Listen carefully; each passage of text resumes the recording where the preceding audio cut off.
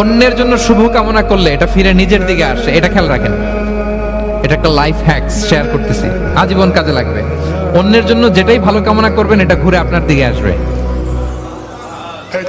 অনেকে বলে হুজুর ওর জন্য দোয়া করে আমার কি লাভ?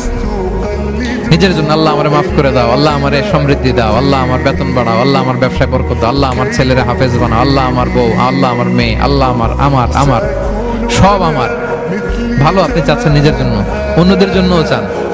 আল্লাহ আমার সব ভাইদেরকে মাফ করো, আল্লাহ আল্লাহ আমার গোটা মুসলিম উম্মাকে তুমি বরকত দাও, কল্যাণ দাও, নেতৃত্বে আসার তৌফিক দাও, আল্লাহ সবাইকে সুস্বাস্থ্য দাও। এটা ফিরে আপনার দিকে আসবে। অন্যের জন্য শুভকামনা বহুগুণ বৃদ্ধি হয়ে নিজের দিকে রিটার্ন করে। বিষ্ণু সাল্লাল্লাহু এটাই বলেছেন, মা মিন আবদিন মুসলিমিন ইয়াদউ লিআখিহি বিযাহরিল গায়বি ইল্লা ক্বালা লাহুল মালাকু ওয়া লাকা বিমিসলিন। কেউ যদি তার ভাইয়ের অনুপস্থিতি তার ভাইয়ের জন্য দোয়া করে, ফেরেশতারা ওই দোয়াটা তার জন্য আগে আগে করে। তাহলে অন্যের জন্য শুভকামনা করলে, দোয়া করলে লাভ না লস? ধরেন আমি মোশাররফ ভাইয়ের জন্য দোয়া করলাম যে আল্লাহ মোশাররফ ভাইকে তুমি সুস্থ করে দাও, তখন ফেরেশতারা বলে আল্লাহ যিনি দোয়া করতেছে তার যদি কোনো রোগ বালাই থাকে আগে তারে সুস্থ করে দাও।